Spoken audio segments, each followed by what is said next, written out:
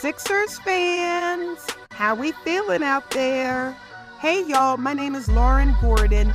Some of you may already know me on social media as Lauren Fan of the Year. Others may have just stumbled upon this podcast, but either way, I want to first thank all of you for tuning in to Season 3, Episode 10 of my very first podcast. I'm just a Sixers fan, the Lauren Fan of the Year story.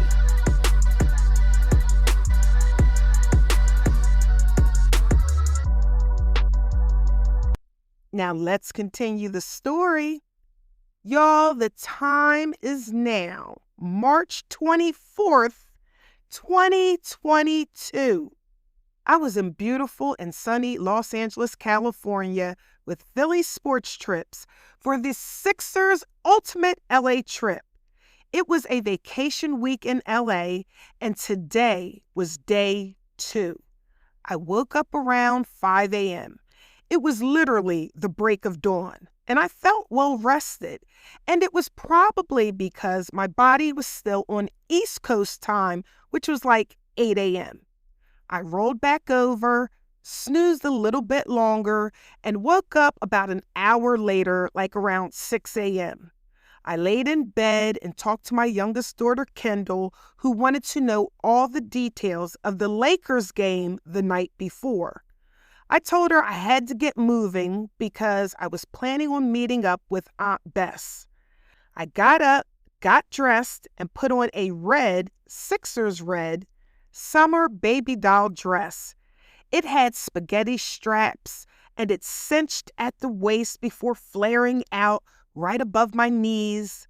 I threw on my gold sandals and my favorite gold hoop earrings, and then I headed to the rooftop hotel restaurant, ate breakfast, enjoyed a cup of coffee, and the beautiful Los Angeles view. It was around 9:30 a.m. when I texted Aunt Bess, and I told her that I was on my way. Y'all, when I'm home, I drive everywhere, and I'm not really comfortable with public transportation, not even SEPTA. So when I'm taking trips like this, I don't rent cars. I just Uber and Lyft everywhere. So I decided to just catch a Lyft to go see Aunt Bess. I waited outside the hotel lobby to meet the Lyft driver. Y'all, the weather was sunny and the temperature felt perfect. I checked the weather app, and the day's forecast high was 85 degrees. Oh, it was perfect.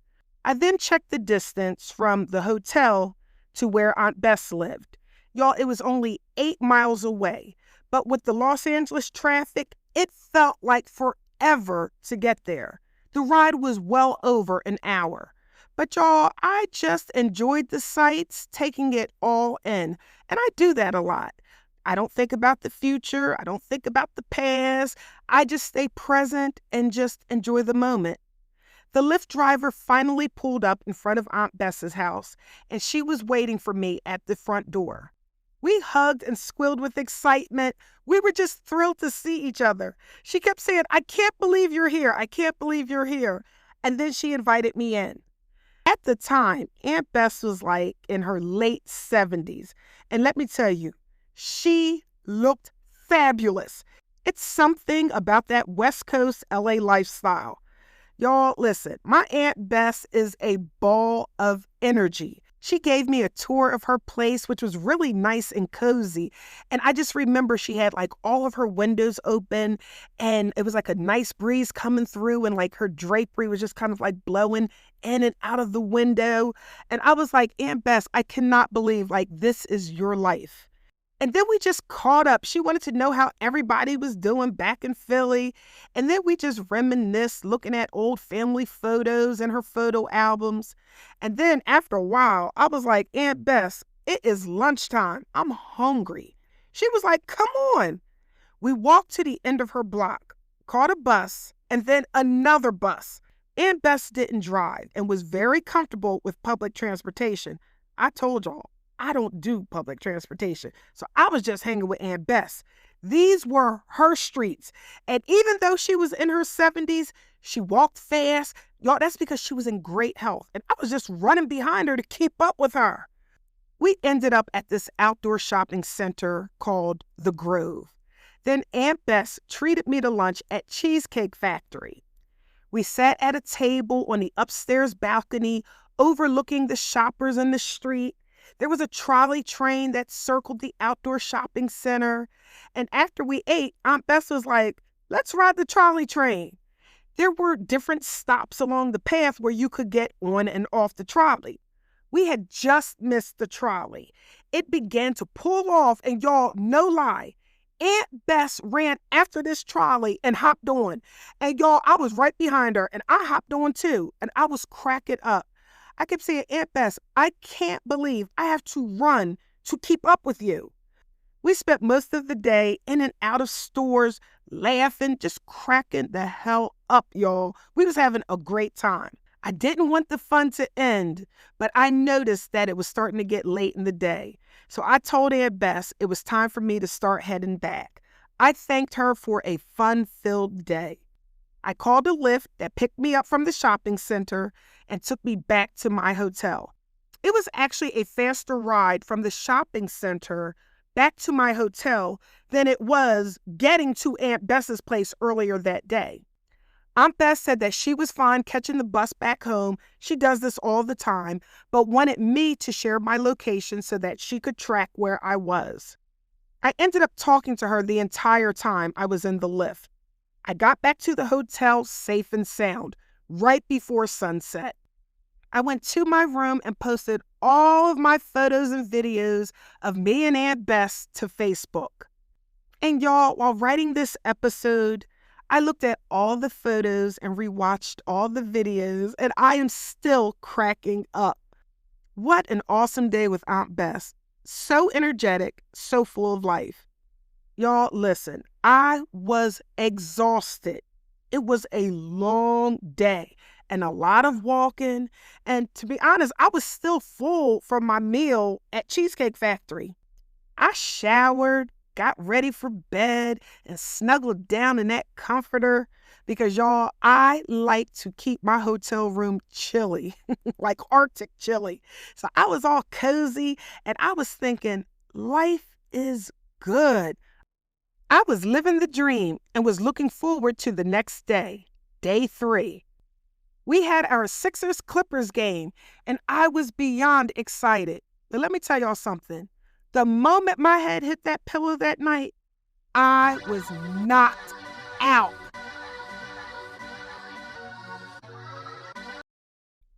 I woke up the next morning and literally jumped out of bed. I got my breakfast, my morning coffee, came back to the room, changed into my bikini, and then I headed to the outdoor pool. I had the entire pool to myself. I jumped in the deep end, swam about 20 good laps, and then just bobbed in the water before flipping on my back and just floated around. Y'all, I love to swim. I love water. It's so relaxing. I mean, I am an Aquarian, so no surprise. But y'all, I got out the pool, laid on the deck chair, put on my sunglasses with the white frame and the blue mirrored lens. I closed my eyes and just chilled. I listened to the music playing on the overhead speakers, and I was loving that gentle breeze that complemented the warmth of the sun. I had stayed in that pool area pretty much most of the day, but it was now time for me to hop in the shower, rinse off all that chlorine, and then get ready for the pregame party and the game that night against the Los Angeles Clippers. Y'all, I put on my blue #1 James Harden jersey and a pair of denim shorts, took a few selfies in the full-length mirror, and then headed down to the lobby to meet up with Vince and the other Philly Sports Trips folks in the hotel lobby. The weather was so gorgeous, we decided to just walk to the arena, which was like 5-6 blocks away. So it was like 10 of us in our Sixers gear, walking down the street, y'all, in that LA sunshine, 80 degrees. It was heaven. We arrived at Tom's Watch Bar, which is a bar across from the Crypto.com arena. Vince reserved the private upstairs area with plenty of tables and chairs for our pregame party. It was a really nice setup. There was an area where you could play miniature golf on one side, and then on the other side, there was a complimentary food buffet with burger sliders, chicken tenders, meatballs, fries, veggies, cheese crackers, and we also had beer, wine, and select cocktails. Y'all, listen, Vince Rizzuto is so freaking cool. If he noticed anyone downstairs or outside walking around wearing Sixers gear, he invited them upstairs to the private pregame party. I met so many people that day. It was a whole vibe. I mean, come on, y'all. It's a private Sixers event with food, drinks, other Sixers fans. I was in my element. I told y'all, like, that is my whole vibe. A good group of people. And y'all, there were also many large screen televisions on every wall. This added to the fun because a lot of people were locked into the NCAA March Madness games. Now, I don't really watch college basketball, but I did get caught up in the excitement, cheering on the underdog teams, rooting for an upset. Lots of cheers and celebrations. Everyone was having a great time. We wrapped things up because it was time to now walk over to the Crypto.com arena for the Sixers-Clippers game.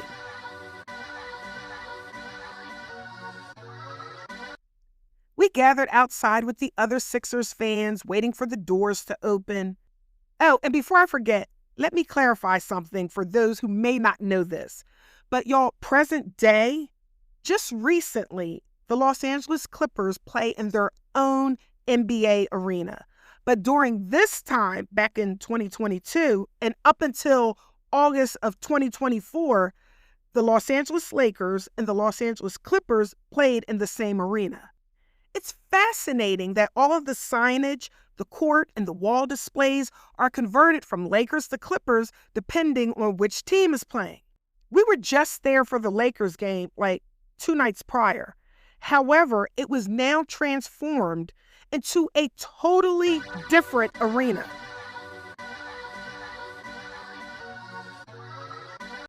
The doors finally opened. I went through security, had my tickets scanned, and I did my normal pregame routine, which is walking around the concourse, just taking it all in. And it was the same arena, but it was a totally different experience. It was as if I traveled to a different road game to attend the Sixers Los Angeles Clippers game. And because I had ate and drank so much at the pregame party at Tom's Watch Bar, I didn't need to spend additional money for food and drinks at the concession stands. So I just headed on down to the lower level seats where I met up with the other Philly Sports Trip Sixers fans. And y'all, once again, another exciting game. Amir Coffey was the Clippers' leading scorer that night with 21 points. However, they were no match for our Philadelphia 76ers. It was a definitive win against the Clippers, 122-97. James Harden had a double-double, 29 points, 15 rebounds, 7 assists, and y'all, he was perfection at the free throw line, shooting 11 for 11. Joel Embiid also had a double-double with 27 points, 10 rebounds. Y'all, it was a great game. We all filed out of the Crypto.com arena and celebrated with the other Sixers fans out in the streets. I had such pride repping our Philadelphia 76ers. I hung out a bit with the Philly Sports Trips people and then retired back to my hotel room. I checked the NBA standings, and y'all, our Philadelphia 76ers were the #1 team in the East. I was so proud of our team. I quickly fell asleep. I always sleep good after a Sixers win. The next morning, I woke up and agreed to meet up with a couple from Philly that I had met at the pregame party, Ricky and his wife, Felicia.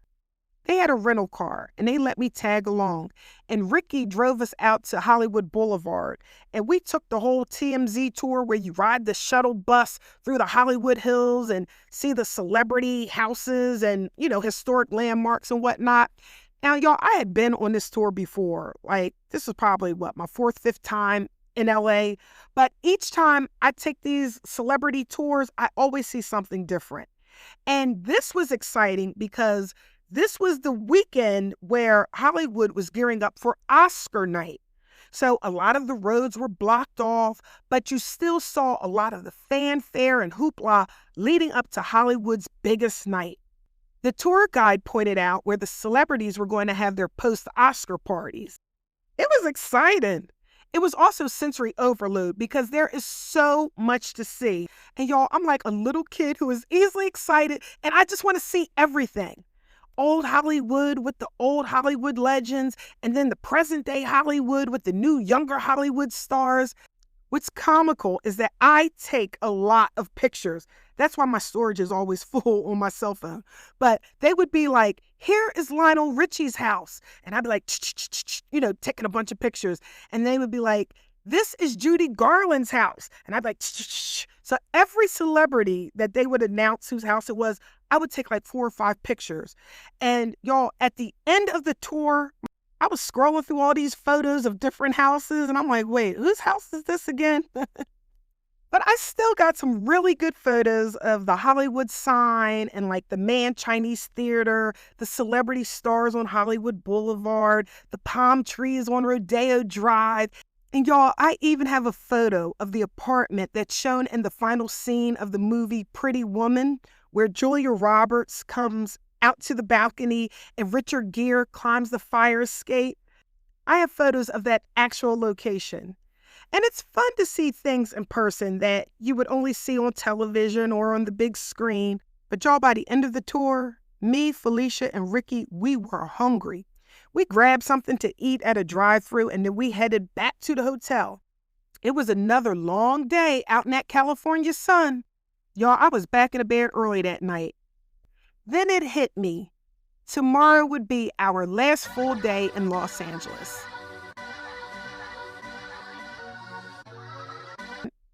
I woke up the next morning, grabbed some breakfast, ran into my friend Mike, who was with Philly Sports Trips, and I told him that I wanted to hit the beach. He agreed to come along. Mike and I caught the train to Santa Monica. I think we had to take like 2 different trains, and it was a long commute, like over an hour each way. And to be honest, I'm kind of glad Mike was with me. He was young, like my kid's age, and looking back on this, I feel like Mike came along just to make sure I was safe. I told y'all, I'm so used to traveling by myself that it's not really a big deal that I venture off by myself, but I do have to remember I am a female, out of town, in foreign territory, so I do need to have some level of precaution. Like, I get it. So, to all of my listeners on this podcast, and more specifically the females, if you are a solo traveler, always be aware of your surroundings, and it helps to have not just common sense, y'all, but to have some street smarts. Like, my head is always on a swivel.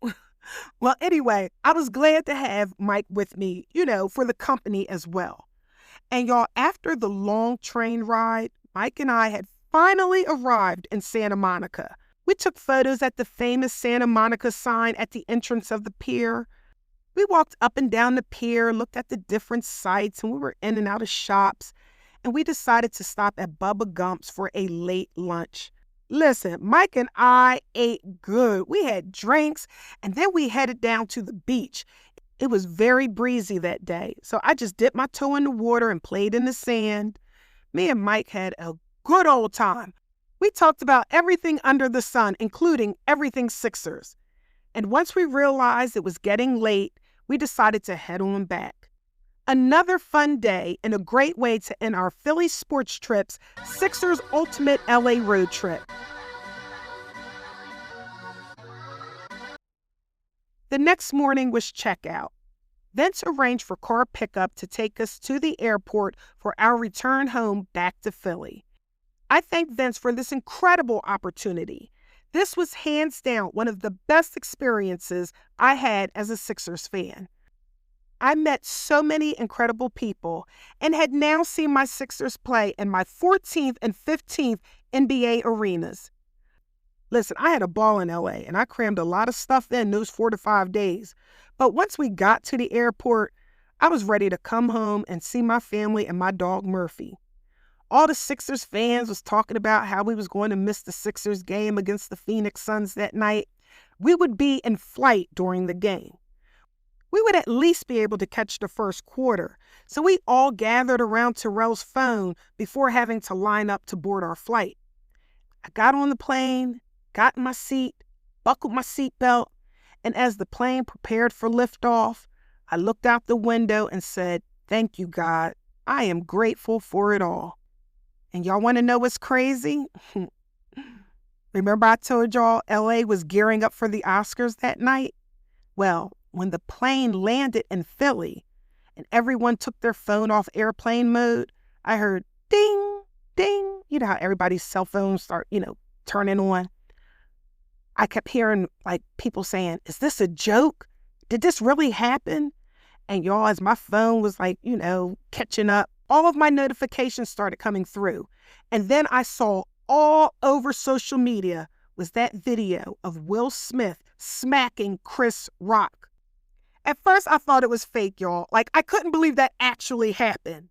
And then I checked the Sixers score because remember, we was playing Phoenix Suns when we boarded the plane, and I saw that we lost 104 to 114. Joel Embiid scored 37 points, 15 rebounds, another double-double, y'all, on the road. I'm trying to tell y'all, these are the types of numbers Joel Embiid was putting up consistently, and he made it look easy, like he was still holding back. That night, Tyrese Maxey had 18 points, Tobias Harris had 17 points, James Harden had 14 points, and Devin Booker scored 35 points for the Suns. So y'all, we had just taxied to the gate. And right before it got to my row to stand up, grab my bag, and exit the plane, I made a quick Facebook post. Wait, what happened with my Sixers? Oh, and what happened with Will Smith? #JustLanded. It was great to be home, y'all. I got caught up on the whole Will, Jada, and Chris Rock mess. At first, no lie, I was like, good, go Will. Good for you for standing up for your wife. But y'all, this was before I knew the entire story. Remember entanglements?